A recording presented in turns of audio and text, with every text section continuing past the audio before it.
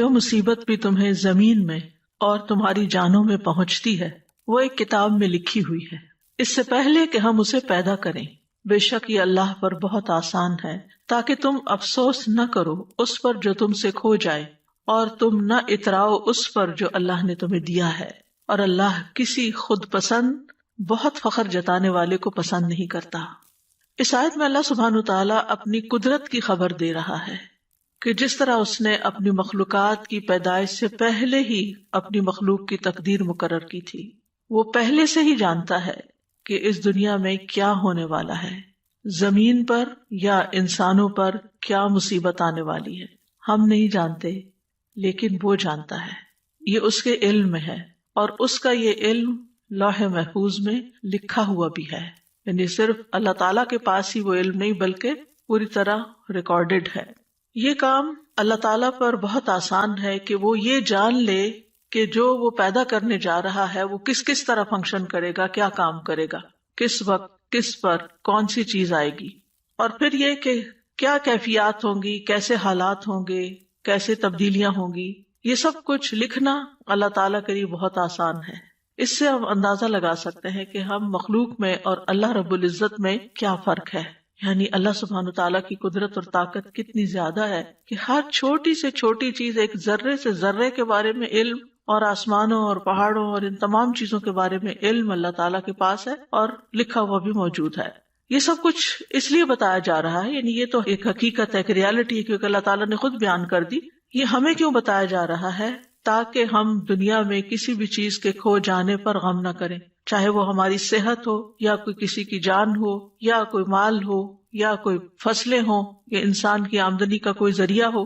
کوئی بھی چیز انسان سے کھو جائے تو اسے تقدیر کا حصہ سمجھ کر اس پر صبر کرے، اور جو نعمتیں اللہ تعالیٰ ہمیں دے، یعنی صرف یہ نہیں ہوتا کہ ہم سے لیا ہی جا رہا ہوتا ہے، بلکہ ساتھ ہی ہمیں بہت کچھ دیا بھی جا رہا ہوتا ہے۔ تو جو نعمتیں اس نے تمہیں عطا کی ہیں ان پر غرور اور تکبر نہ کرو، بلکہ شکر ادا کرو، کیونکہ اللہ تعالیٰ کسی تکبر کرنے والے، غرور کرنے والے، فخر کرنے والے کو پسند نہیں کرتا۔ انسان کے یہی دو رویے ہوتے ہیں کہ جب اسے تکلیف آتی ہے تو جزا فضا کرتا ہے، اور جب کچھ مل جاتا ہے تو آپے سے باہر ہو جاتا ہے۔ اور یہ دونوں رویے اللہ تعالیٰ کو پسند نہیں، بلکہ انسان کو ان دونوں اوقات میں وہ کرنا چاہیے جو اللہ تعالیٰ کو پسند ہے، اور اسے یہ یاد رکھنا چاہیے کہ یہ تقدیر کا ایک حصہ ہے۔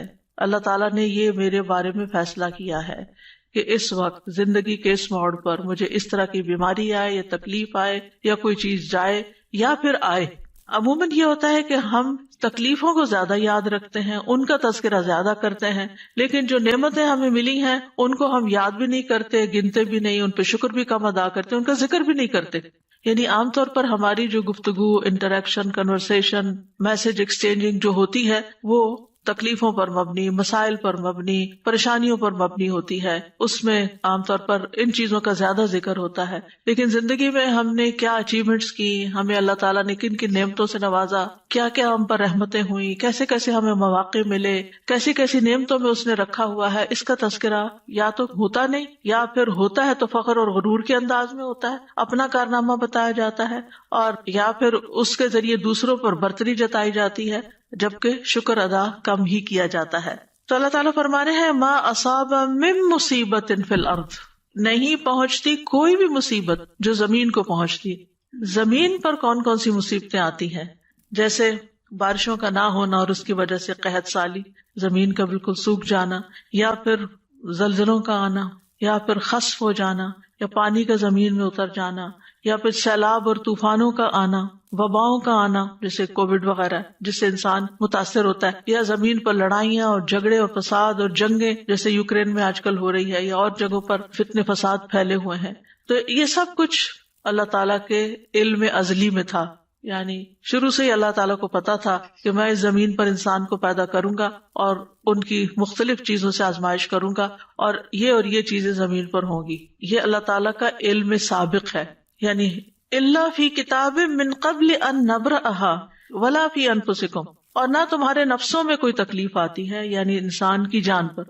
تو صحت کے سلسلے میں یہ آیت میں نے اس لیے اختیار کی ہے کہ ہم یہ جانیں کہ ہم جو بیمار ہوتے ہیں، ہمیں کسی قسم کی جو تکلیف آتی ہے، جو ہم پر کوئی مصیبت آتی ہے نفس پر، یعنی چاہے وہ نفسیاتی تکلیف ہو، جو روحانی ہو، کوئی جسمانی ہو، ذہنی ہو، کسی بھی قسم کی کوئی کرب اور بے چینی اور انگزائٹی اور ڈپریشن اور کوئی بھی چیز جو انسان کے اوپر وارد ہوتا ہے، یا کسی چیز کے کھو جانے سے انسان کو جو تکلیف اور پریشانی آتی ہے، یا اپنے کسی پیارے کے اوپر جو دکھ تکلیف آتا ہے اس کی وجہ سے جو تکلیف لاحق ہوتی ہے، یا پھر یہ کہ انسان کہیں سے گر جاتا ہے، یا کوئی چوٹ لگ جاتی ہے، یا پھسل جاتا ہے، یا کسی وبا کا شکار ہو جاتا ہے، یا انسان کے جسم میں کسی قسم کا کوئی اضطراب، حتیٰ کہ کوئی خارش ہوتی ہے، یا پھر کسی طرح کی کوئی چبھن سی ہو جاتی ہے، یا کوئی پین شروع ہو جاتی ہے، کوئی بھی چیز جو ہمارے جسم میں ہوتی ہے یہ اللہ کے علم میں ہوتی ہے اور اللہ کے اذن سے ہوتی ہے، اور اللہ تعالیٰ کی کتاب میں یہ بھی لکھا ہوا ہے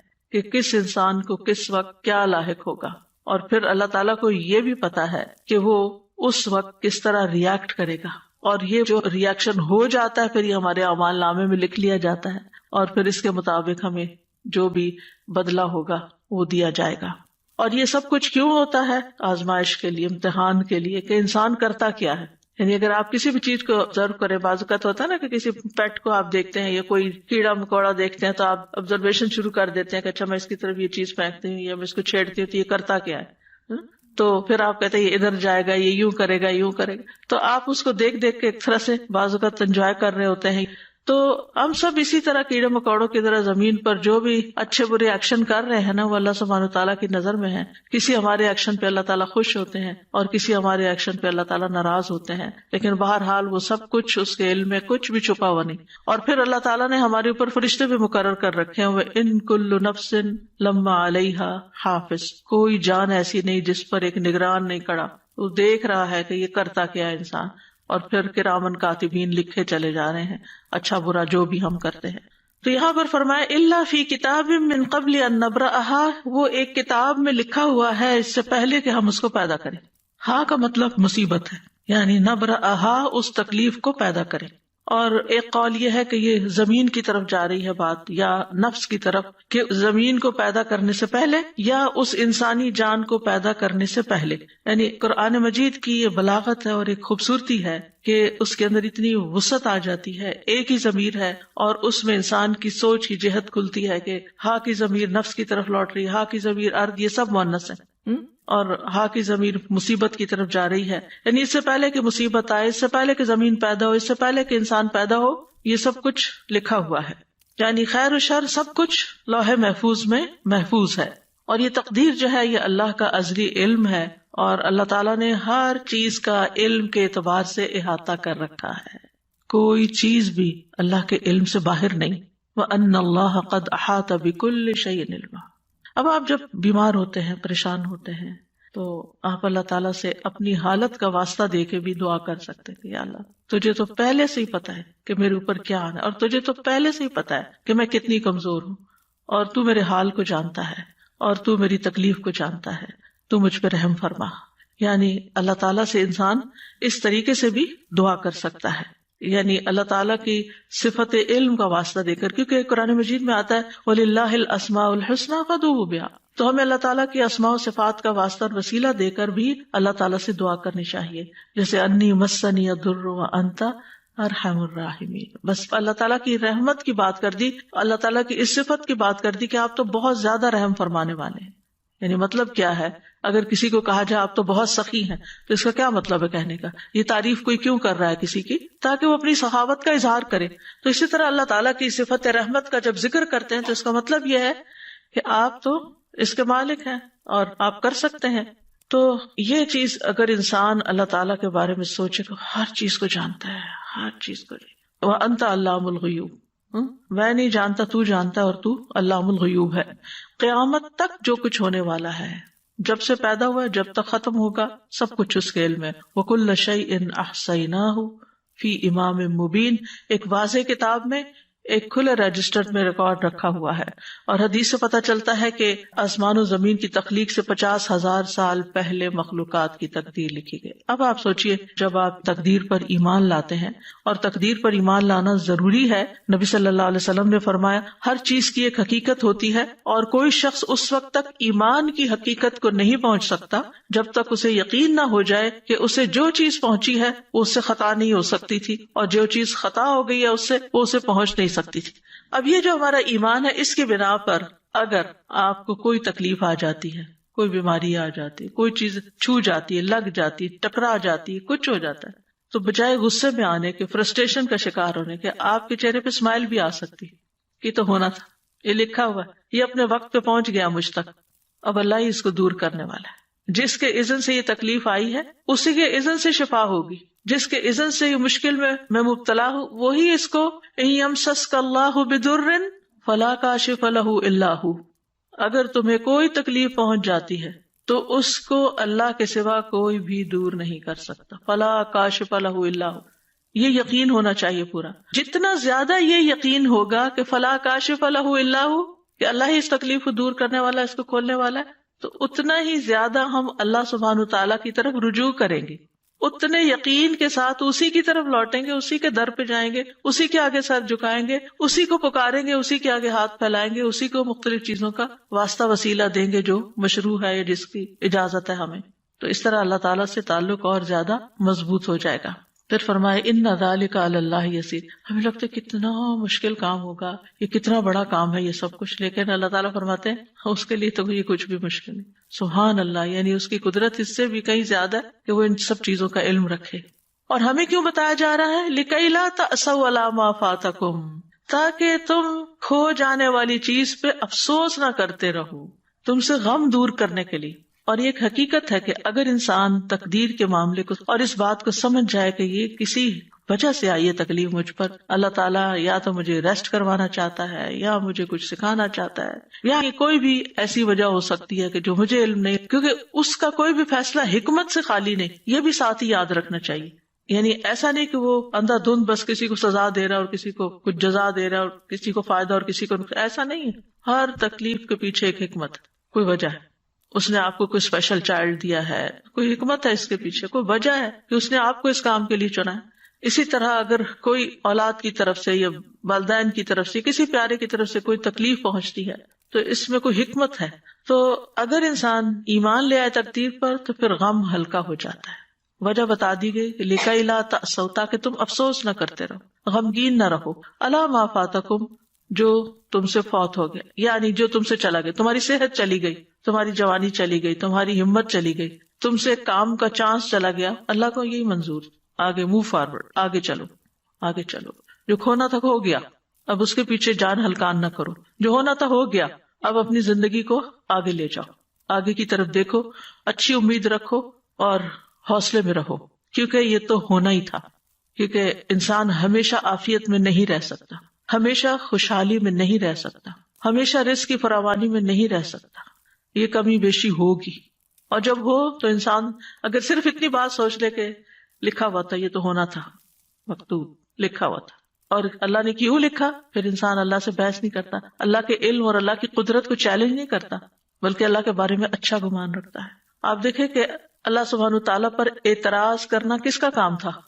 جانتے ہیں نا ہم، یہ شیطان کا کام تھا، تو پھر ہم کتنے مزے سے مختلف چیزوں پر اعتراض شروع کر دیتے ہیں، واضح طور پر شیطان کے نقش قدم پر چل رہے ہوتے ہیں، واضح کلیئر کہ اللہ نے میرے ساتھ ایسا کیوں کیا، وائی می، یہ کیوں ایسا کیا، یہ آپ یاد رکھے کہ یہ کیا ہے، یہ دراصل شیطان کے قدموں پر چلنا ہے، اس کی پیروی کرنا ہے، اس کے پیچھے جانا ہے۔ اور پھر دوسرا رویہ جو شیطانی رویہ ہوتا ہے، انا خیر منہ، وہ کیا ہے؟ تکبر والا، اور یہ تکبر والا رویہ یہ بھی اللہ کو ناپسند، یہ دونوں شیطانی رویے اللہ کو ناپسند ہے۔ ولا تفرحوا بما آتاکم، اس پہ مت خوش ہو، مت اتراؤ، مت اکڑو جو اللہ نے تمہیں دیا ہے، یعنی اپنی کسی بھی اسکل پر، اپنی کسی ذہانت پر، اپنی کسی قابلیت پر، اپنے کسی کارنامے پر، اپنی کسی کامیابی پر، کیونکہ عام طور پر کیا ہوتا ہے، یعنی ذرا سے دوسروں سے کوئی بہتر کام کر لیتے ہیں تو پھر ہم دوسروں کو حقیر سمجھنا شروع کر دیتے ہیں، میں اس سے بہتر ہوں، مجھے زیادہ اچھا پکانا آتا ہے، مجھے زیادہ اچھا پڑھانا آتا ہے، مجھے زیادہ اچھا فلاں کام آتا ہے، یعنی کوئی بھی جو کام اپنی چاہے قابلیت ہو، یا میرے پاس یہ زیادہ اچھا ہے، میرے بچے زیادہ خوبصورت ہیں، میرے بچے زیادہ پڑھے لکھے ہیں، میرا گھر زیادہ اچھا ہے، میرا یہ، یعنی انسان کو جتنی بھی نعمتیں ملی ہیں پھر انسان ان پر اترائے نہیں، فخر نہیں کرے. اور اترانا کیا ہوتا ہے اور تکبر کیا ہوتا ہے؟ دوسروں کو حقیر سمجھنا. اپنی خوشی کا اظہار منع نہیں ہے کہ اللہ کا شکر ہے اللہ نے دیا. اگر اللہ نے دیا، اچھا لباس آپ نے پہنا ہے، اچھا گھر بنایا ہے آپ نے، اچھی گاڑی خریدی ہے آپ نے، کوئی حرج نہیں. کل بھی ہم نے حدیث پڑھی تھی کہ ایک نیک انسان کے لیے مال جو ہے وہ نقصان دہ نہیں ہے، کیونکہ وہ ہر چیز پر اللہ کا شکر ادا کرتا رہے گا اور ان نعمتوں میں دوسروں کو شریک کرتا رہے گا، ان نعمتوں کو پا کر خیر اور بھلائی کے کام کرے گا. انسان یاد رکھے کہ اس دنیا میں انسان کو نعمتیں بھی ملیں گی اور تکلیف بھی آئے گی، لیکن ہر حال میں مطلوب اور مقصود کیا ہے کہ انسان اللہ کا بندہ بن کر رہے. اکرمہ ابن عباس سے روایت کرتے ہیں کہ وہ اللہ کے فرمان اسی آیت کے بارے میں کہتے ہیں کہ ہر شخص غمگین ہوتا ہے اور خوش ہوتا ہے، لیکن مومن اپنی مصیبت پر صبر کرتا ہے اور خوشحالی پر شکر کرتا ہے. اس آیت میں ایک بات یاد رکھیں کہ اس کا یہ مطلب نہیں کہ اگر ہر چیز لکھی ہوئی ہے تو انسان کوشش نہ کرے. نہیں، کوشش بھی کرنا اللہ کے اذن سے ہے اور اللہ کا حکم ہے اور ہمیں اس پر ابھارا گیا ہے. وَأَن لَيْسَ لِلْإِنسَانِ إِلَّا مَا سَعَىٰ، کہ تمہیں کوشش کرنا، کیونکہ ہمیں تو نہیں پتا نا آگے کیا لکھا ہوا ہے، ہمیں نہیں پتا. تو ہمیں جو نعمتیں ملی ہیں اور جو وسائل ملے ہیں اور جو جسمانی قوت ملی ہے اس کے ساتھ اس دنیا میں رہتے ہوئے احرص علی ما ینفع، جو چیزیں فائدہ دیتی ہیں ان کی حرص کرے.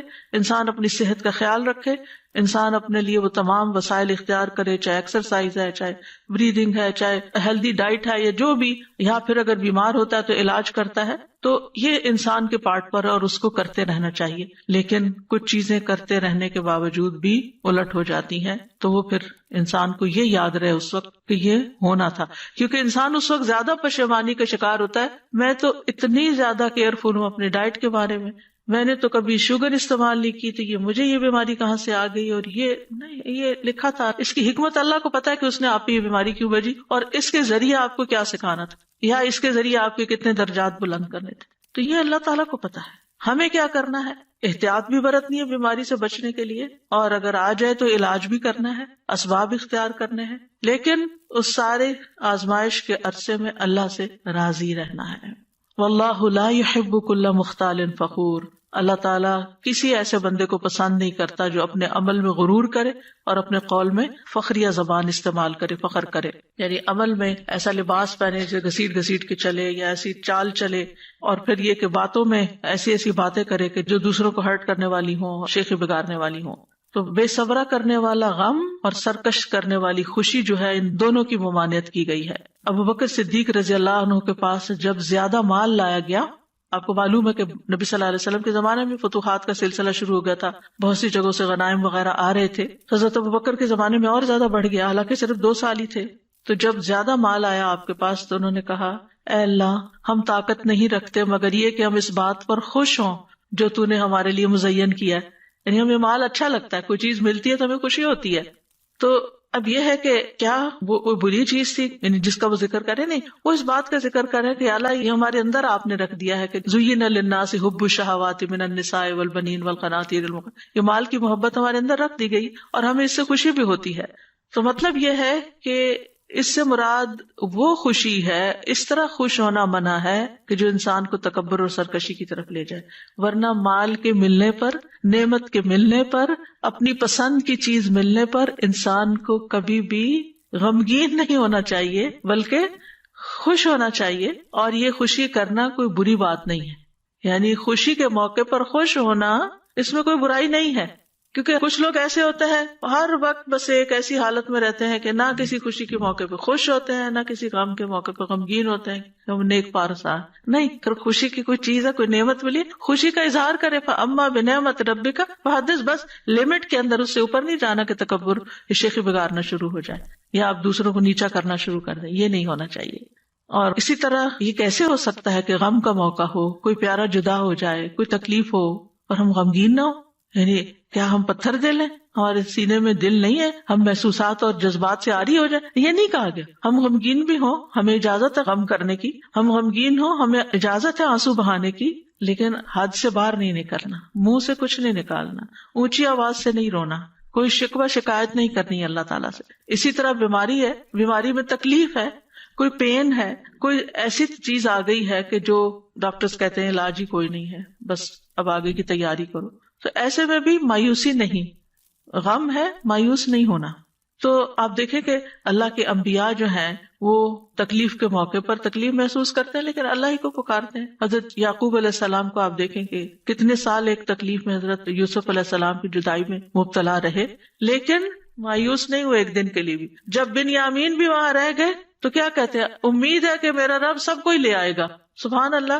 ایسے موقع پر سالوں سال گزر گئے یوسف علیہ السلام کو کھوئے ہوئے، اور دوسرا پیارا بیٹا بھی کھو گیا، یعنی چلا گیا ان کے نگاہوں کے سامنے سے، لیکن ایاتینی بہ جمیعا، اللہ سب کو ہی لے آئے گا. یہ اتنی بڑی بات کون کہہ سکتا ہے؟ وہی جس کو اللہ کی ذات پر پورا بھروسہ ہو، وہ صرف حالات کو نہ دیکھ رہا ہو کہ نہیں میرا یہ اندازہ ہے، جو کچھ یہ ہو رہا ہے اس کا نتیجہ تو یہی نکلے گا. کئی لوگ بہت ججمنٹل ہوتے ہیں، چھوٹی چھوٹی باتوں سے کچھ نکال کے نتیجہ جمع تفریق کر کے تو دوسرے کو کوئی بری خبر سنا دیتے ہیں، یا پھر یہ اتنے سال گزر گئے اس چیز کو، اب تو پھر اب سوچنا ہی چھوڑ دو، اب کیا اس بارے میں سوچ. نہیں، اللہ تعالیٰ کبھی بھی کچھ کر سکتا ہے. اس سے پتہ چلتا ہے کہ پیغمبر کوشش کیا کرتے تھے، بیماری کتنی بھی زیادہ ہو، حد سے بڑھ جائے، ڈاکٹر جواب دے جائیں. اور کل نورین جو ایک لیونگ میریکل ہے، آپ کو اس کی اپنی زبانی سننے کا موقع ملا کہ کس طرح سانسیں اکھڑنے لگتی تھی اور کس طرح ڈاکٹرز بالکل ہوپلیس ہو گئے تھے، لیکن کس طرح اللہ سبحانہ تعالیٰ نے اس کو بالکل ایک نئی زندگی دی، اور کس طرح اللہ سبحانہ تعالیٰ نے بولنے کی قوت لوٹائی، سننے کی لوٹائی، دیکھنے کی لوٹائی، جو کہ اس بیماری میں ساری کھو گئی تھی. تو اللہ تعالیٰ کچھ بھی لوٹا سکتا ہے. اس لیے بیماری کتنی بھی شدید ہو کبھی بھی مایوس نہ ہو، مایوسی نہیں، امید رکھیں میں ٹھیک ہو جاؤں گی، انشاءاللہ ٹھیک ہو جاؤں گی. اور اگر اللہ کی تقدیر نافذ ہونی ہے تو ایک دن تو نافذ ہونی ہے، ایک دن تو دنیا سے جانا ہی ہے، اور سبھی نے جانا ہے. کل ہمارے گروپ میں کسی نے پوسٹ کیا، انہوں نے کہا اللہ سبحانہ و تعالیٰ نے میرے پہ بہت رحم کر دیا ہے، میں بہت نعمت والی ہوں، اور اللہ تعالیٰ نے اتنے سالوں میں اچانک ایک رات میں میری مشکل حل کر دی. تو میں نے ان کو پرائیویٹ میسج کیا، میں نے کہا وہ اپنا واقعہ سناتے ہیں، بڑا ایمان بوسٹ ہوتا ہے لوگ. تو کہنے لگی کہ 2005 ان سب چیزوں میں UAE میں ہم رہتے ہیں، اور میرے ہسبینڈ کو اتنی لاس ہوئی اور ہم پھر کوشش کرتے تھے کہ ہم کھڑے ہو جائیں اور وہ پچھلے مسئلے حل کر دیں، لیکن وہ پائل اپ ہوتے گئے مسئلے اور ہم ہر وقت ٹینشن میں رہتے تھے. اور کل کیسے ہوا کہ وہ پکڑ کے لے گئے پولیس آ کے، اور بچے اور میں اکیلے تھے گھر میں اور ہمارا کوئی بھی نہیں تھا. تو ہم نے تکبیریں پڑھنی شروع کر دی، روتے جائیں اور ہم کہے اللہ اکبر کبیرہ والحمدللہ کثیرہ وسبحان اللہ بکرۃ واصیلا، اور ہم کہے اللہ تو سب کچھ کر سکتا ہے، ہم کچھ نہیں کر سکتے. ہم یہ کہتی ہیں رات کے وقت UAE میں کوئی کام نہیں ہوتا، کوئی جیل سے آزاد نہیں ہو سکتا. کہتی کوئی آدمی آیا ہے، انہوں نے میرے ہسبینڈ سے جیل میں بات کی ہے، کہا ہے آپ حق پر ہو، آپ باہر نکلو. پولیس والوں سے کہا ہے کہ اس کو باہر نکالو، ان کا کلیئرنس سب کچھ کر کے وہ اسی وقت گھر آ گئے. اور یہ کہتی ہیں کہ ہم سوچ رہے تھے کہ پتہ نہیں اب میں اپنے ہسبینڈ کو دیکھ بھی سکوں گی کہ نہیں، اور ہم اس سوچ میں تھے، اور اللہ سبحانہ وتعالیٰ نے وہ تکبیریں جو ہم نے کہی اور تسبیح کی کہ اللہ بڑا ہے نا، اس یقین کے ساتھ کہ ٹھیک ہے قانون ہے، سسٹم ہے، نظام ہے، جیل ہے، پولیس ہے، سب کچھ ہے، لیکن اللہ سب چیزوں سے بڑا ہے نا، اس یقین کے ساتھ کہ اللہ ہی سب سے بڑا ہے. تو اللہ سبحانہ تعالیٰ کو اگر انسان بڑا سمجھ کر اس کے آگے جھکتا ہے تو اللہ تعالیٰ ضرور سنتا ہے. تو بہرحال یہ بات یاد رکھنی کی ہے کہ جو کچھ دنیا میں ہوتا ہے ہر چیز تقدیر کے ساتھ ہے، اور کوئی چیز تقدیر سے سبقت نہیں کر سکتی. نبی صلی اللہ علیہ وسلم نے فرمایا اگر تقدیر سے کوئی چیز سبقت کر سکتی تو وہ نظر ہے، نظر لگنا. ہماری عمر، رزق، عمل سب کچھ تقدیر سے ہے. آزمائش کا آنا بھی تقدیر سے ہے. حسن بصری کہتے ہیں بے شک اللہ تعالیٰ نے مخلوقات کو پیدا کیا تو ان کے ساتھ ہی ان کی تقدیر کو بھی بنایا. ان کی عمروں کو تقدیر کے مطابق تقسیم کیا، ان کے رزق کو تقدیر کے مطابق تقسیم کیا، اور آزمائش اور صحت اور تندرستی کو بھی تقدیر کے مطابق تقسیم کیا. بیماری بھی تقدیر سے ہے، یعنی ہم سب کو یہ یاد رکھنا چاہیے کہ اگر کوئی بیماری آئی ہے تو یہ میرے مقدر میں لکھی ہوئی تھی. اسی طرح کسی کا عقل مند ہونا اور بے وقوف ہونا یہ بھی تقدیر کا حصہ ہوتا ہے. رسول اللہ صلی اللہ علیہ وسلم نے فرمایا ہر چیز تقدیر سے وابستہ ہے، یہاں تک کہ فہم و فراست اور بے بسی بھی. پھر موت کا وقت اور جگہ. نبی صلی اللہ علیہ وسلم نے فرمایا جب تم میں سے کسی کی موت کسی زمین پر مقرر ہوتی ہے تو اسے وہاں جانے کی حاجت پڑ جاتی ہے. جب وہ اپنے اینڈ مقام پہ پہنچتا ہے تو اللہ تعالیٰ اس کی روح قبض کر لیتا ہے، اس سے آگے نہیں جا سکتا. کتنے لوگ پلین میں فوت ہو جاتے ہیں، اچھے بھلے صحت مند سوار ہوتے ہیں لیکن اتر نہیں سکتے، ان کی موت وہاں لکھی ہوتی ہے. اور قیامت کے دن وہ زمین کہے گی اے مالک یہ تیری امانت حاضر ہے. پھر اسی طرح یہ ہے کہ احتیاط کرنا توکل کے منافی نہیں. اس کا یہ مطلب نہیں تقدیر میں جو ہوگا نہیں ہمیں کوشش نہیں کرنی چاہیے، کوشش بھی کرنی چاہیے اور احتیاط بھی کرنی چاہیے. مترف کہتے ہیں کسی کو ایسا نہیں کرنا چاہیے کہ وہ اونچے پہاڑ پر جڑ کے خود کو نیچے گرائے اور کہے میری تقدیر میں یہ لکھا تھا. کہ بہت سے لوگ خودکشی کو کہتے ہیں جب تقدیر میں ہی خودکشی لکھی تھی تو اس نے کر لی، اب اس پہ کیا الزام؟ تو یہ نہیں ہے. اللہ نے انسان کو جو اختیار بھی دیا ہے، تقدیر کا مطلب تھا اندازہ کرنا. اللہ کو پہلے سے ہی پتا تھا، اللہ کا اندازہ تھا اور درست اندازہ تھا کہ یہ شخص اس کو یہ اور یہ مشکل آئے گی اور یہ اس کا حل ہے، وہ خودکشی میں ڈھونڈے گا. یہ اللہ کو پہلے سے پتا تھا. تو اللہ تعالیٰ کو بلیم نہیں کیا جا سکتا کہ اللہ نے اس کے اوپر زبردستی لکھ دیا کہ نہیں تم ضرور خودکشی کرو. یہ اللہ کا علم ہے. تقدیر کیا ہے؟ اللہ کا علم ہے کہ اللہ کو پہلے سے ہی پتا ہے کہ لوگ کس طرح بہیو کریں گے. جو چیزیں ان کو دی گئی ہیں، جو وسائل ان کو دیے گئے ہیں، جو زندگی ان کو دی گئی ہے، وہ اس کے ساتھ کیا کریں گے. تو انسان کو احتیاط کرنی چاہیے، کوشش کرنی چاہیے، بچاؤ اختیار کرنا چاہیے، دعا کرنی چاہیے. لیکن اگر کوئی تکلیف آ جائے تو یہی سوچنا چاہیے کہ یہ میری قسمت میں تھی، یہ مجھے ملنی ہی تھی. اور مومن کا رویہ کیا ہوتا ہے جب کوئی تکلیف آ جاتی ہے تو وہ سوچتا ہے کہ اللہ کا اذن تھا، اس میں کوئی حکمت ہے، اور وہ اس بات کو نہیں بھولتا کہ قل لن یصیبنا الا ما کتب اللہ لنا هو مولانا وعلی اللہ فلیتوکل المؤمنون. آپ ان سے کہیے ہمیں اگر کوئی مصیبت آئے گی تو وہی آئے گی جو اللہ نے ہمارے مقدر میں لکھ رکھی ہے، وہی ہمارا سرپرست ہے، اور مومنوں کو اللہ پہ توکل کرنا چاہیے. توکل اسباب کے منافی نہیں، یا اسباب توکل کے منافی نہیں. یعنی اگر آپ توکل کرتے ہیں تو اس کا مطلب یہ نہیں کہ آپ اسباب اختیار نہ کریں، ٹھیک ہے. اور اگر آپ اسباب اختیار کرتے ہیں تو اس کا یہ مطلب نہیں کہ آپ توکل نہ کریں اور اسباب پہ بھروسہ کر بیٹھیں کہ میرے پاس سب کچھ ہے میں کر لوں گی. نہیں، اللہ کے اذن سے ہی ہوگا. میرا بھروسہ اللہ پہ، اللہ مجھ سے کروائے گا، میں کوشش کروں گی، کروائے گا اللہ. دوسری بات یہ، بیماری آ جائے، تکلیف آ جائے تو اللہ ہی کو پکاریں، فوراً دعا مانگیں، اس کی طرف رجوع کریں. امن یجیب المضطر اذا دعاہ ویکشف السوء، بھلا کون ہے جو لاچار کی فریاد رسی کرتا ہے جب وہ اسے پکارتا ہے اور اس کی تکلیف کو دور کرتا ہے. پھر اسی طرح سورۃ الانعام میں آتا ہے وَإِن يَمْسَسْكَ اللَّهُ بِضُرٍّ فَلَا كَاشِفَ لَهُ إِلَّا هُوَ وَإِن يَمْسَسْكَ بِخَيْرٍ فَهُوَ عَلَى كُلِّ شَيْءٍ قَدِيرٌ. اور اگر اللہ تمہیں کوئی نقصان پہنچائے تو اس کے سوا اسے کوئی دور کرنے والا نہیں. تو پھر اس سے دعا کرنی چاہیے نا کہ وہ اسے دور کر دے. اور اگر وہ تمہیں کوئی خیر پہنچائے تو ہر چیز پہ خوب قدرت رکھنے والا نہیں، وہ کر سکتا ہے، لہٰذا پھر اسی کی طرف جائیں، اسی سے مانگیں اور زیادہ مانگیں. پھر اسی طرح یہ ہے کہ انسان کو دعاؤں کی کثرت کر دینی چاہیے. وَإِذَا سَأَلَكَ عِبَادِي عَنِّي فَإِنِّي قَرِيبٌ إِنَّ رَبِّي قَرِيبٌ مُجِيبٌ. اور پھر پورا بھروسہ اللہ پہ ہونا چاہیے، کسی ڈاکٹر پر، کسی انسان پر نہیں کہ یہ کر دے گا میرے لیے. کہ ان انسانوں کی کوشش بھی اللہ کے اذن سے ہی کامیاب ہوتی ہے. انسانوں کو عقل کس نے دی؟ جس عقل کے ساتھ وہ دوائیں استعمال کرتے، وہ جو دوا بنی ہے وہ کس نے پیدا کیا؟ وہ سارا سبسٹینس جو تھا سب کچھ اللہ کی طرف سے ہے. تو اللہ ہی کو کافی سمجھے، اور پھر اللہ ہی طبیب ہے. پھر یہ کہ حالات بہتر ہونے کے لیے انتظار کریں صبر کے ساتھ. آپ دیکھیں تکلیف آتے ہوئے پتہ نہیں چلتا، اچانک ہی گلا پکڑا جاتا ہے، اچانک ہی کہیں چوٹ لگ جاتی ہے، لیکن جاتے جانے میں ٹائم لگتا ہے. ہر بیماری کے جانے میں یعنی میریکلز اب ہوتے ہیں، لیکن ہر یعنی جو اسباب کے تحت جو چیزیں ہو رہی ہوتی ہیں ان کا اپنا ایک وقت مقرر ہوتا ہے. کیونکہ اِنَّا كُلَّ شَيْءٍ خَلَقْنَاهُ بِقَدَرٍ إِنَّ اللَّهَ بَالِغُ أَمْرِهِ قَدْ جَعَلَ اللَّهُ لِكُلِّ شَيْءٍ قَدْرًا. اللہ اپنا کام پورا کر کے رہتا ہے، بس یہ ہے کہ اللہ نے ہر چیز کا ایک اندازہ مقرر کر رکھا کہ کون سا کام کب ہوگا.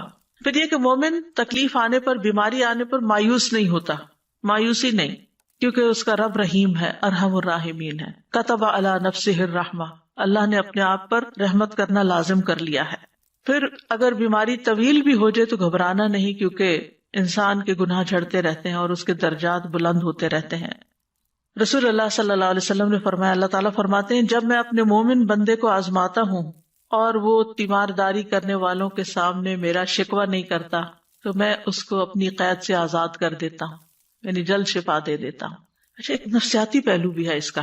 آپ جتنا زیادہ بیماری کا تذکرہ کرتے ہیں اور ہر آنے والے کے سامنے بار بار بیماری، تو وہ چیز آپ کے اندر ایک راسخ سی ہو جاتی ہے، ایک نفسیاتی اثر بھی ہوتا ہے اور چیزیں ویسے ہی پھر ہونے بھی لگتی ہیں. لہٰذا ڈاکٹر کے سوا کسی کو اپنی بیماری کی لمبی چوڑی تفصیلات نہ بتایا کریں. یعنی کچھ لوگ تو اتنی منظر کشی کرتے ہیں کہ دوسروں کو بیزار بھی کر دیتے. دوسرے کیا کریں گے اتنی باتیں سن کے؟ آپ اچھی باتیں کریں، دل خوش کریں. ہاں، اگر ڈاکٹر پوچھتا ہے تو آپ اس کو ضرور ڈیٹیل سے بتائیں کہ اس کو آپ کی بیماری سمجھ آئے اور وہ آپ کو صحیح دوا تجویز کر سکے. لیکن ہر ایک کے سامنے پٹاری کھول کے نہیں بیٹھ جائیں کہ ایسے بھی ہوتا ہے ایسے بھی ہوتا ہے. اچھا، پھر اس کا نتیجہ کیا ہوتا ہے؟ ہر کوئی دل پسند مشورے دیتا ہے اور پھر طرح طرح کی آپ کو مفت دوائیں بتاتا ہے کہ یہ بھی کر لو، وہ بھی کر لو، فلاں چیز کر لو، فلاں چیز کر لو. اچھا اس کا نقصان کیا ہوتا ہے کہ بیک وقت ساری بھرمار کر دیتے ہیں ہم، اور پھر نہ کہیں کے بھی نہیں رہتے.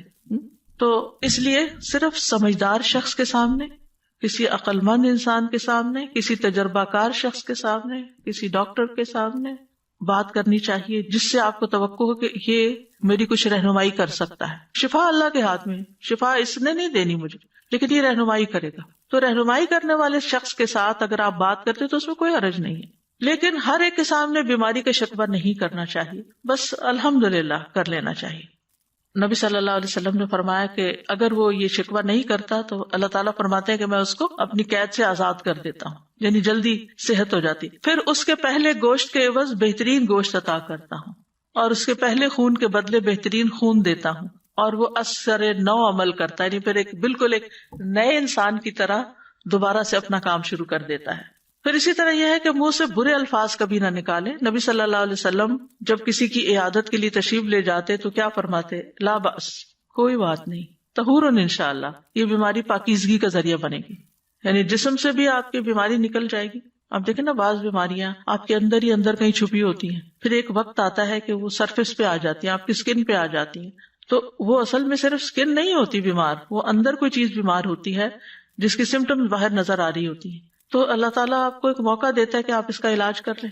تو یہ اس بیماری کا سرفیس پہ آ جانا، مثلا سر درد شروع ہو گیا آپ کو، تو یہ سر درد صرف سر درد نہیں ہوتا، there is something wrong either with your stomach or something else. تو پھر ماہر ڈاکٹر ہوتا ہے، وہ سمجھ کے دوا دیتا ہے کہ سر درد کی وجہ کیا، انویسٹیگیٹ کرتا ہے. تو لا باس طہورن انشاءاللہ، یہ جو سرفیس پہ بیماری آئی ہے اسے پریشان نہ ہو، کیونکہ جب تک وہ اندر چھپی رہتی ہے ہمیں پتہ ہی نہیں ہوتا، ہم خوش باش پھرتے، بس ذرا سی چیز نظر آ جائے صحیح تو پھر ہمیں ہول پڑنے لگتے ہیں. تو اس پر پریشان نہ ہو، بلکہ وہ سمجھے کہ اب رستہ کھل گیا ہے علاج کا، صفائی کا رستہ، تزکیے کا رستہ کھل گیا. اور پھر یہ کہ انسان فوراً یہ سوچے کہ یہ بیماری گناہوں کو دھو ڈالنے کا ذریعہ بھی، یعنی جسمانی پاکیزگی بھی اور اس کے ساتھ ساتھ گناہوں سے پاکیزگی بھی. اسی طرح ایک موقع پر آپ صلی اللہ علیہ وسلم نے فرمایا بخار کو برا بھلا نہ کہو، بخار بنی آدم کے گناہوں کو اس طرح دور کرتا ہے جس طرح بھٹی لوہے کی میل کچیل کو دور کرتی ہے. پھر اسی طرح بیماری میں موت کی تمنا نہ کی جائے، موت نہ مانگی جائے. نبی صلی اللہ علیہ وسلم نے فرمایا تم میں کوئی شخص موت کی تمنا نہ کرے، کیونکہ اگر وہ نیک ہوگا تو امید ہے کہ اس کے اعمال میں اور اضافہ ہو جائے، اور اگر وہ برا ہے تو ممکن ہے وہ توبہ ہی کر لے، کیونکہ موت تو اعمال کا سلسلہ منقطع کر دیتی ہے نا، پھر انسان کچھ کرنے کے قابل نہیں رہتا. حدیث میں آتا ہے کہ مومن کی عمر تو اس کی بھلائی میں ہی اضافہ کرتی، یعنی جتنے دن آپ کو دنیا میں مل جاتے ہیں اتنا ہی آپ کو نیک اعمال کا وقت مل جاتا ہے. اور پھر سب سے بڑی بات یہ کہ پازیٹیو تھنکنگ، اللہ کے بارے میں اچھا گمان، اپنے ساتھ جو کچھ ہو رہا ہے اس سے اچھی بات سوچنا.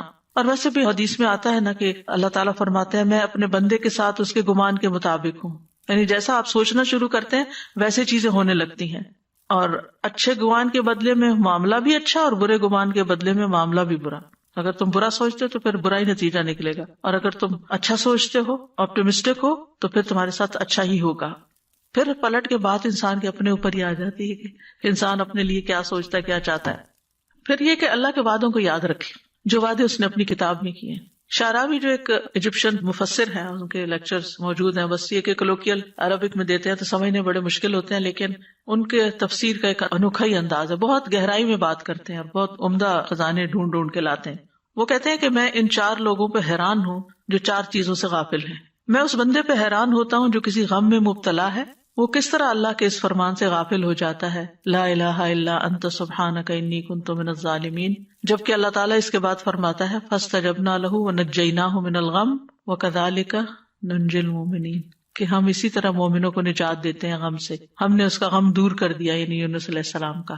جب اللہ نے یہ وعدہ کیا ہے کہ غم کا علاج ہے اس آیت کے اندر، تسبیح کے اندر، تو وہ تسبیح کیوں نہیں کرتا؟ وہ کہتے ہیں میں اس بندے پہ حیران ہوتا ہوں جسے کسی تکلیف سے آزمایا گیا، یعنی کوئی بیماری آئی اس پر، کہ وہ کس طرح اللہ کے اس فرمان سے غافل ہو جاتا ہے، انی مسنی الضر وانت ارحم الراحمین، مجھے تکلیف پہنچی ہے اور تو سب رحم کرنے والوں سے زیادہ رحم کرنے والا ہے. جبکہ اللہ تعالیٰ اس کے بعد فرماتا ہے فاستجبنا لہ، ہم نے اس کی دعا قبول کر لی، فکشفنا ما بہ من ضر، اور جو کچھ تکلیف اسے تھی وہ ہم نے اس سے دور کر دی.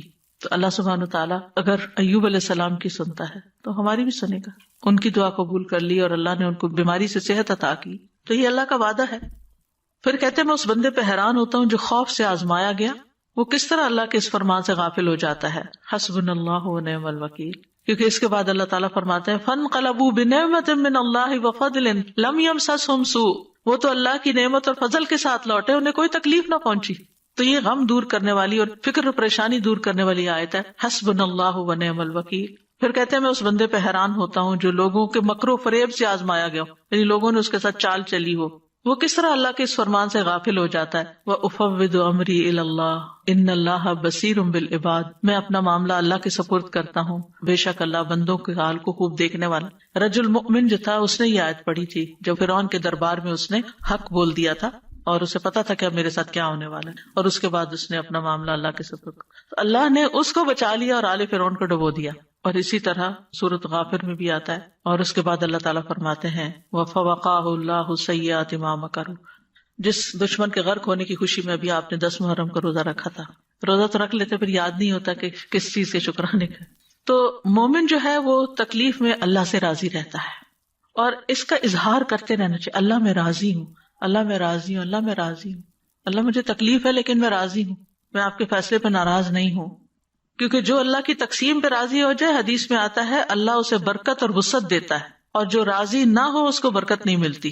کیونکہ اللہ تعالیٰ نے اپنے بندے کو جو کچھ دے رکھا ہوتا ہے وہ اس میں اس کا امتحان لیتا رہتا ہے. کیا امتحان کا بندہ کیا کرتا ہے.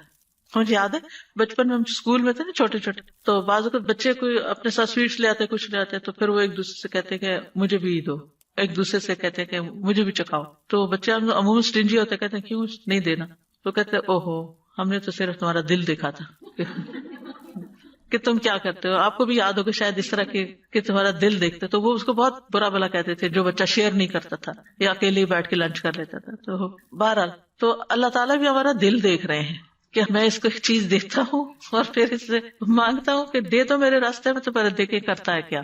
تو بہرحال مصیبت پر بھی جو اللہ تعالیٰ کا شکر ادا کرتا ہے وہ خاص شاکرین میں سے ہوتا ہے. یعنی ایک شکر ہوتا ہے جو عام نعمتیں ہیں جو سب کو اکٹھی ملی ہوئی ہیں نا, جیسے ہوا ہے, پانی ہے, سورج ہے, یہ مومن کافر سب کو ملی ہوئی ہے نا, ہمیں بھی ملی ہوئی ہے, اس پر بھی شکر ہے. اور ایک ہوتا ہے اللہ کے نیک بندوں کا شکر, جو نعمتیں خاص ان کو ملی ہوتی ہیں, جیسے آپ کو قرآن کی نعمت ملی, علم کی دولت ملی وغیرہ وغیرہ, یہ کہ اتنے بے شمار لوگوں میں سے اللہ نے آپ کو توفیق دی کہ آپ یہاں آ کے سیکھ رہے ہیں, اس پر شکر ادا کرتے ہیں.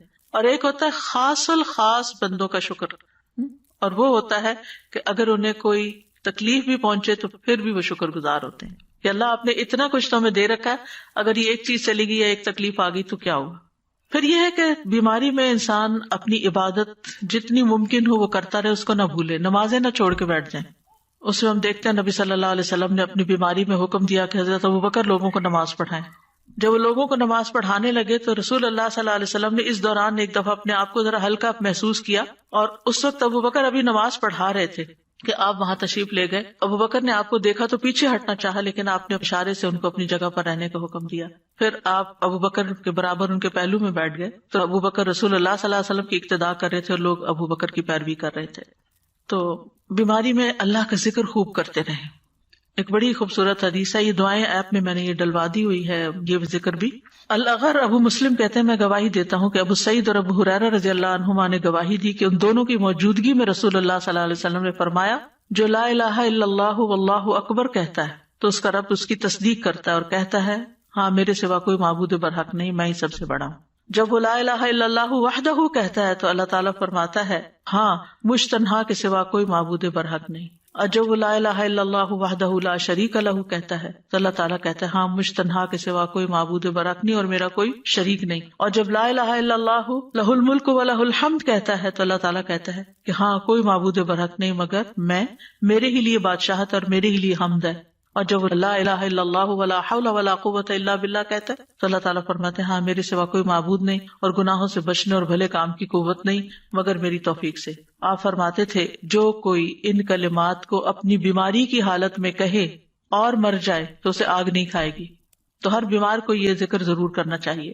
رسول اللہ صلی اللہ علیہ وسلم نے فرمایا جس نے یہ 5 کلمات کسی دن یا رات یا کسی مہینے میں پڑھے پھر اس میں وہ فوت ہو گیا تو اس کے گناہ معاف کر دیے جائیں گے. اور وہ کیا ہے؟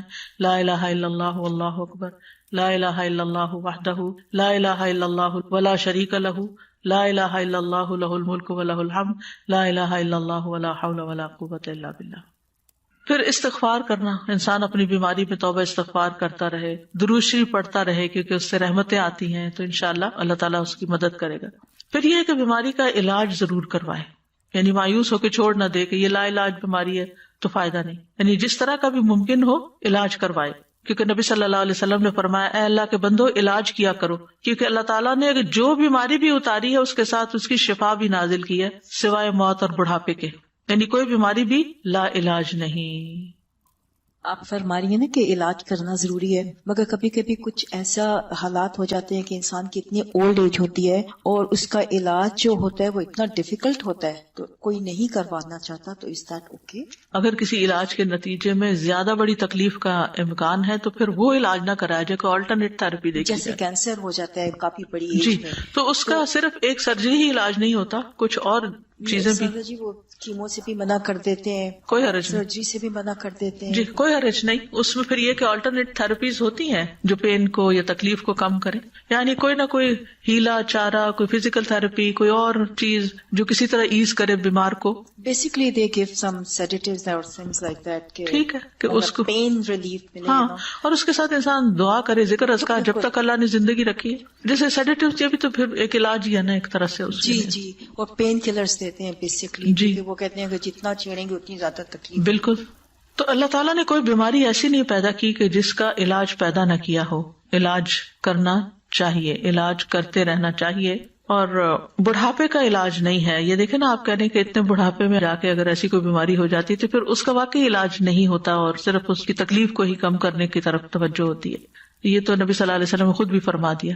اور یہ بھی یاد رکھنا چاہیے کہ دوا سے شفا اللہ کے اذن سے ہی ہوتی ہے، انسان کے ہاتھ میں نہیں، دوا کے اندر کچھ نہیں ہے، دوا اللہ کے اذن سے ہی شفا دیتی ہے۔ ایک بندے کو وہی فائدہ دیتی ہے چیز، دوسرے کے اوپر اثر ہی نہیں کرتی۔ اور پھر یہ کہ صرف میڈیسن ہی نہیں بلکہ اللہ کے کلام سے بھی شفا حاصل کرنی چاہیے۔ اگر کوئی ایسا بیمار ہے جو سرجری نہیں کروا سکتا، کیمو نہیں لے سکتا، لیکن اس کے اوپر دم وغیرہ مسلسل کیا جا سکتا ہے، تو یہ بھی ایک علاج کا ذریعہ ہے، کیونکہ اللہ کے کلام میں شفا ہے۔ قل هو للذین آمنوا ھدی وشفاء، نہ صرف یہ کہ جسمانی بیماریوں کا بلکہ روحانی بیماریوں کا، شفاء لما فی الصدور۔ پھر سنت سے علاج، انبیاء کو قلبی اور روحانی ادویات دی گئی جو فائدہ دیتی ہیں۔ بعض بیماریاں ایسی ہیں کہ جو ڈاکٹروں کی پہنچ سے باہر ہوتی ہیں، ان کو پتہ ہی نہیں ہوتا کہ بیماری کیا ہے اور اس کا علاج بھی نہیں کر سکتے، وہ جانتے نہیں ہوتے۔ تو ایسی صورت میں خاص طور پر جو وحی کے ذریعے ہمیں ملا ہے اس کے ذریعے علاج کرنا فائدہ دیتا ہے، اور وہ بھی کروانا چاہیے، یعنی روحانی علاج جس کو کہتے ہیں، کیونکہ اللہ کے سوا کوئی نہیں جانتا کہ اس بیماری کا کاز کیا ہے، تو ڈاکٹرز کو جب تک کاز سمجھ نہیں آتی تو وہ علاج کیسے کریں؟ وہ اپنی عقل سے اس تکلیف کو دور کرنے کے لیے کچھ نہ کچھ دیتے رہتے ہیں، لیکن بعضوں کو صرف وقتی آرام آتا ہے اور پھر تکلیف بڑھ جاتی ہے یا آرام آتا بھی نہیں ہے۔ ابھی آج ہی کسی نے مجھے ذکر کیا کہ انہوں نے شوگر کی دوا دی اور وہ دوا ایسی تھی کہ اس سے کڈنی جو ہے وہ متاثر ہو گئی، تو اس کو بھی کوئی خاص آرام نہیں آیا اور ساتھ ایک اور آرگن جو ہے وہ بھی ڈیمیج ہو گیا۔ تو یہ صورت بھی بعض اوقات ہوتی ہے۔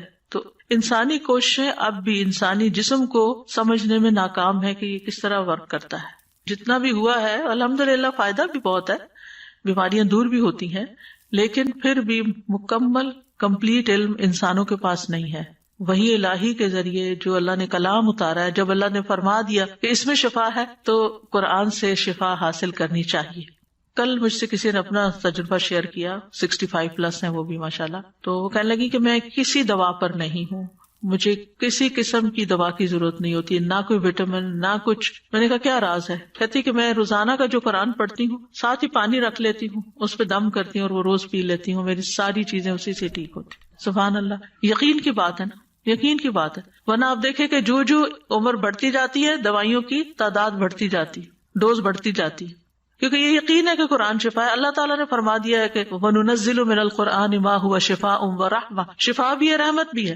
اور پھر یہ کہ قرآن میں سے کہیں سے بھی پڑھ لیں، بعض تو اسپیسیفک آیات تجربے مشاہدے کی روشنی بتاتے ہیں، وہ بھی ٹھیک ہے، لیکن ادروائز آپ کہیں سے بھی پڑھ لیں انشاءاللہ آپ کو شفا ہوگی۔ اور اگر آپ روز یہی پریکٹس شروع کر دیں کہ جب قرآن پڑھنے لگے اپنا پانی پاس رکھ لیں، اونچی آواز سے تلاوت کریں، اور پھر وہ پانی کے اندر وہ جو آپ کی قرآن کی آیات کا اثرات ہیں وہ جائیں گے اور وہی پی لیں، اور وہ آپ کے کان بھی سن رہے ہیں، آپ کا جسم بھی سن رہا ہے، اور پانی بھی آپ کے اندر وہی گیا ہے، تو انشاءاللہ شفا ہوگی۔ پھر اسی طرح حجامہ کرانا، کپنگ، کیونکہ نبی صلی اللہ علیہ وسلم نے اس کے بارے میں تلقین کی ہے، اور جب آپ معراج پر گئے تھے تو جس فرشتوں کے گروہ سے ملے تو انہوں نے یہ کہا کہ اپنی امت کو حجامہ کرانے کا حکم دیں، اور اس میں الحمدللہ بہت فائدہ بھی ہوتا ہے۔ کئی ایسی لا علاج بیماریاں جو کسی دوا سے نہیں جاتی وہ حجامہ سے چلی جاتی ہیں۔ پھر کلونجی ہے، کلونجی کا بھی یہ ہے کہ بعض اوقات لوگ کہتے ہیں ہمیں یہ سمجھ نہیں آتی کتنی کھائیں کتنی نہیں، آپ بس ایک پنچ روز اگر پانی کے ساتھ لے لیں اور اس نیت کے ساتھ کہ اللہ نے اس میں موت کے سوا ہر بیماری کی شفا رکھی ہے تو اللہ تعالیٰ آپ کو شفا دے گا۔ ہم نہ تو ڈاکٹر ہیں اور نہ ہی ہم جانتے ہیں کہ کیا چیز کتنی کیا، لیکن چھوٹی سے چھوٹی مقدار سے برکت ہو جائے گی، فائدہ ہو جائے گا، کیونکہ شفا تو اللہ نے ڈالنی ہے نا۔ ہماری پھپھی کہا کرتی تھی اللہ تعالیٰ شفا دے تو راکھ کی پڑیا سے بھی ہو جاتی ہے، یعنی اگر اس میں کچھ بھی نہیں ڈلا ہوا راکھ ہی رہا ہے تو وہ بھی کھا لے تو انسان ٹھیک ہو جاتا ہے۔ پھر اسی طرح شہد، اللہ تعالیٰ نے قرآن میں فرمایا ہے کہ فیہ شفاء للناس، اللہ تعالیٰ کی بات تو غلط نہیں ہو سکتی نا۔ اگر اللہ نے فرمایا کہ فیہ شفاء للناس تو یقین رکھیں کہ فیہ شفاء للناس، اس میں شفا ہے لوگوں کے لیے۔ بس یہ ہے کہ پھر شہد خالص ہونا چاہیے، ورنہ یہ کہ ہم شہد کو بلیم کرتے رہتے ہیں اور پھر حدیثوں کو ڈاؤٹ کرتے رہتے ہیں۔ من جد وجد، اس کا مطلب جو کوشش کرتا ہے پا لیتا ہے۔ میں یہ سوچ رہی تھی کہ نیت بہت امپورٹنٹ ہے۔ اگر ہم شہد لے رہے ہیں، ہم کلونجی لے رہے ہیں، ہم زیتون لے رہے ہیں، تو ہماری نیت اگر یہ ہے کہ اس میں اللہ نے بولا ہے تو اللہ کی کہیں بھی بات غلط نہیں ہوتی، اس سے مجھے شفا ملے گی، تو پھر شفا مل جائے گی۔ پھر جیسے انسان سوچتا ہے نا پھر باڈی بھی ویسے جیسے کام وہ کرتا ہے۔ پانی سے شفا ہو گئی، تو جس اپنی نیت انسان کو جائزہ لینا ہے۔ اللہ کا حکم، رسول اللہ صلی اللہ علیہ وسلم کا حکم اور آپ کا تجربہ کافی ہے ہمارے۔ اسی طرح آب زمزم، حدیث میں آتا ہے جس مقصد کے لیے پیا جائے وہ اس سے فائدہ ہوتا ہے، یعنی الحمدللہ مسلمانوں کے ہر گھر میں کچھ نہ کچھ زمزم جو ہے موجود ہوتا ہے، تو وہ اکٹھا نہ پی جائیں بلکہ اس کو تو تبرک کے طور پہ رکھیں، اور آپ اپنے پانی میں تھوڑا تھوڑا ڈال کے اس کو، کیونکہ جس پانی میں آپ ڈالتے ہیں اس سارے کی تاثیر بھی بدل جاتی، تو دم کر کے رکھ لیں، سورۃ فاتحہ پڑھ کے رکھ لیں اور اس کے اندر سے تھوڑا تھوڑا پھر پیتے رہیں۔ کلونجی کی بات جیسے آپ نے کی تو میری اپنی پریکٹس یہ ہے کہ بہت زمانے سے الحمدللہ کلونجی میں نے پیس کے رکھی ہوئی ہوتی ہے ایک بوٹل کے اندر، اور ہر کھانے کے اندر لیکن ایوری تھنگ میں ایک چٹکی اور پنچ ڈال دیتی ہوں درود شریف پڑھ کے، الحمدللہ۔ الحمدللہ۔ پھر پانی سے علاج، یعنی زمزم تو ہے ہی، لیکن اگر زمزم نہیں ہے تو پھر پانی۔ نبی صلی اللہ علیہ وسلم نے فرمایا جب کسی کو بخار ہو جائے تو 3 رات سحری کے وقت اس پر ٹھنڈا پانی بہایا جائے۔ ٹھنڈے سے مراد بہت برف والا ٹھنڈا نہیں، یعنی نارمل ٹیمپریچر، روم ٹیمپریچر ہوتا ہے، یعنی گرم کیے بغیر اس کو جیسا ہے ویسا ہی انسان کے اوپر بہا دیا جائے۔ اگر پانی بہایا نہ بھی جا سکے نا تو گیلی پٹی رکھیں، اس سے بھی فائدہ ہوتا ہے۔ نبی صلی اللہ علیہ وسلم نے اپنے مرض الوفات میں فرمایا مجھ پر 7 ایسے مشکیزوں کا پانی ڈالو جن کا منہ نہ کھولا گیا ہو، یعنی یوزڈ نہ ہو، پوری بھری ہوئی، شاید مجھے کچھ آرام ہو جائے۔ یعنی زیادہ پانی، جیسے ٹب میں بیٹھ جاتے ہیں، لیکن ٹب میں بیٹھنے سے کیا ہوتا ہے، وہ تو اسی میل کے اندر ہی آپ رہتے ہیں، تو اگر اوپر سے بہتا ہے پانی تو وہ زیادہ پھر فائدہ مند ہے۔ اسی طرح عود ہندی میں شفا ہے، اور خاص طور پر عود ہندی جو ہے، یہ جو کست ہندی جس کو بولتے ہیں نا آپ، کست ہندی، کست بہاری، خاص طور پر حلق کی بیماری، کیونکہ اگر حلق کی بیماری ہو تو اس کو ناک میں ڈالنے کے لیے کہا گیا ہے، اور اگر پھیپڑوں کو تکلیف ہو یا کوئی نمونیا وغیرہ ہو تو پھر حلق میں ڈالنے کی، یعنی اورلی لینے کی ضرورت ہوتی ہے۔ پھر اسی طرح کھمبی کے پانی میں شفا ہے، یعنی مشروم میں، اس کا پانی آنکھ کی دوا ہے۔ مہندی، نبی صلی اللہ علیہ وسلم کو زخم ہوتا یا کانٹا چبھتا تو آپ اس جگہ مہندی لگاتے تھے۔ اب نا مہندی کا تیل بھی بنتا ہے، تو وہ کسی نے مجھے بتایا اور میں نے کسی کے ساتھ شیئر کیا، تو ان کو کافی عرصے سے ایسی تکلیف تھی، اسکن ڈیزیز تھی، کہ جو کسی قسم کی آئنٹمنٹ، کسی قسم کی دوا سے نہیں ٹھیک ہو رہی تھی، تو الحمدللہ وہ مہندی کا تیل لگانے سے بہت حد تک وہ تکلیف دور ہو گئی۔ تو بعض اوقات یہ مہندی جیسے ہے ویسے ہی لگا لی جائے، یا اس کا پانی نکال کے، جیسے پتے کوٹ کے اور اس کا پانی نکال کے اس سے، یا پھر یہ کہ اس کا تیل بنا کے جیسے اور تیل بنتے ہیں۔ جو ممنوع علاج ہیں ان میں داغنے کی ممانعت ہے، یعنی جلانے کی۔ عمران بن حسین فرشتوں کا سلام سنا کرتے تھے، جب انہوں نے داغ لگوایا تو سلسلہ منقطع ہو گیا، کیونکہ منع تھا داغ لگوانا، اور جب چھوڑ دیا تو دوبارہ سننا شروع کر دیا۔ اچھا، کبھی آپ اس طرح کی کوئی آواز سنیں نا تو یہی نہ سوچا کرے کہ کوئی جن ہے، ہر وقت ہم منفی سوچتے ہیں، ہو سکتا ہے کوئی فرشتہ ہی سلام کر رہا ہو آپ کو۔ پھر اسی طرح حرام ادویات کا استعمال نہ کریں، کیونکہ حرام میں اللہ نے شفا نہیں رکھی. رسول اللہ صلی اللہ علیہ وسلم نے منع کیا ہے ان الدواء الخبیث، خبیث اور حرام دوائیوں سے، یعنی طیب ہونی چاہیے دوا. پھر اسی طرح شراب وغیرہ کا استعمال علاج کے طور پر، کچھ لوگ وہ برانڈ وہ بچوں کو دیتے ہیں گلے کی بیماری میں یا سلانے کے لیے، تو ایسی چیزوں سے پرہیز کرنا چاہیے. پھر یہ ہے کہ پرہیز علاج سے بہتر ہے، یعنی کوئی دوائی نہ لیں، کچھ نہ لیں، فاسٹنگ شروع کر دیں تو فاسٹنگ میں بھی شفا ہے. اور پھر دعائیں، آیات، سب سے بڑھ کر سورۃ الفاتحہ جس کا نام یہ شفا ہے، سورۃ الفاتحہ سے علاج کریں.